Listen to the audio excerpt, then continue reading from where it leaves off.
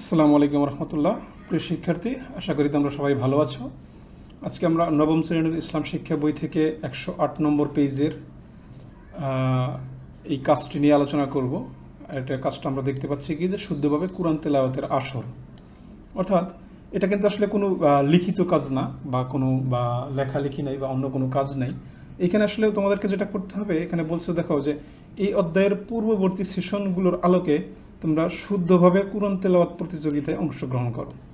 অর্থাৎ এই অধ্যায়ের যে অন্যান্য বিষয়গুলো আমরা জানলাম, ঠিক আছে, অর্থাৎ দেখো যদি প্রথম থেকে চিন্তা করি আমরা কি জেনেছি এখানে, কোরআন শরীফের সম্পর্কে কিছু জিনিস জেনেছি, যে কোরআন শরীফের অবতীর্ণ বা কোরআন শরীফের মানে পরিচয়। তারপরে আমরা কিছু জেনেছি হচ্ছে তাজবিদ সম্পর্কে, গুন্না সম্পর্কে জেনেছি। তারপরে ধরো আমরা এখানে দেখো জাস্ট একটু এই অধ্যায়ের আর একটু উপরের দিকে যাই, তাহলে আমরা বুঝতে পারবো যে কি কি সম্পর্কে আমরা জেনেছি। ঠিক আছে, এইসব বলছে যে এই সমস্ত জিনিসকে মেইনটেইন করে সঠিকভাবে জানি কোরআন তেলাওয়াত করতে পারো, সেইটাকে বলা হয়েছে আর কি। ঠিক আছে, তার মানে এখানে কিন্তু আমরা দেখো এইখান থেকে কিন্তু আমাদের এই অধ্যায়টা শুরু হয়েছে, যে কোরআন ও হাদিসের শিক্ষা। তার মানে কোরআনের সম্পর্কে কিছু আমরা জিনিস এখানে জেনেছিলাম, অনুসন্ধান করেছিলাম, পবিত্র কোরআনের পরিচয় সম্পর্কে আমরা জেনেছি, ওহী সম্পর্কে জেনেছিলাম, তাই না?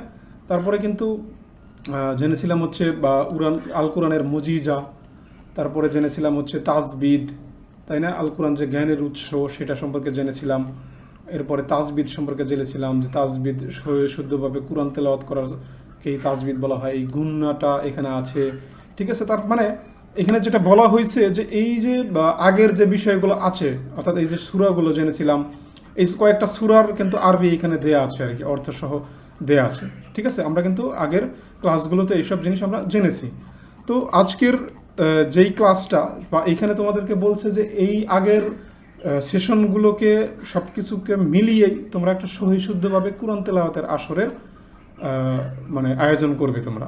ঠিক আছে, অর্থাৎ তোমরা তোমাদের টিচারের সাথে কোরআন তেলাওয়াতের আসর করবে, যাতে সুন্দরভাবে তোমরা সবাই কোরআন তেলাওয়াতটা করতে পারো। ঠিক আছে, এখন সবাই কি করবে বা দেখুন এখানে তো বলাই আছে আর কি, যে আগের সেশনগুলোর আলোকে তোমরা শুদ্ধভাবে কোরআন তেলাওয়াতের প্রতিযোগিতায় অংশগ্রহণ করবে। অর্থাৎ তোমাদের শিক্ষক কি করবে, জাস্ট তোমাদেরকে নিয়ে একটা প্রতিযোগিতা করবে, কে কত সুন্দর এবং কত ভালোভাবে কোরআন তেলাওয়াত করতে পারে আর কি। ঠিক আছে, সো তোমরা এটা প্র্যাকটিস করে তোমরা সেই আসরে তোমরা এটা শোনাবা তোমাদের টিচারকে এবং অন্যান্য স্টুডেন্টদেরকে সহকারে এটা শোনাবা, এবং কে ভালো করলো এটার একটা রেজাল্ট এখানে হবে আর কি। ঠিক আছে, মানে এটা হচ্ছে তোমাদের মানে ক্লাসের একটা মানে গ্রুপিংয়ের কাজ। ঠিক আছে, যেটা তোমাদের শিক্ষক এটা আয়োজন করবে। ঠিক আছে, একটা তেলাওয়াতের আসর আয়োজন করবে। সেটা হতে পারে অন্য কোনো সূরা না হয়ে তোমাদের এই যে যতগুলো সূরা ছিল, সূরা ফিল, সূরা মানে আলাক, তাই না, সূরা আদ-দুহা, সূরা হাসরের 3 আয়াত, এইগুলা থেকেই তোমরা মানে তেলাওয়াত করতে পারো আর কি।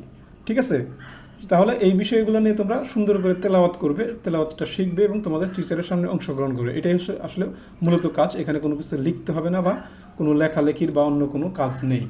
ঠিক আছে, সো তোমরা তোমাদের টিচারের সাথে এই কাজটা করে ফেলো এবং সুন্দরভাবে কোরআন তেলাওয়াত করো। কারণ প্রত্যেকটা হরফের কিন্তু মানে 10টা করে নেকি পাওয়া যাবে। একটা হরফ যদি তুমি কোরআন শরীফ থেকে বলো, সেখানে 10টা নেকি পাবে। সো অবশ্যই তোমরা কোরআন তেলাওয়াত শিখবে এবং তোমাদের এই আসরে তোমরা শুদ্ধভাবে কোরআন তেলাওয়াত করবে।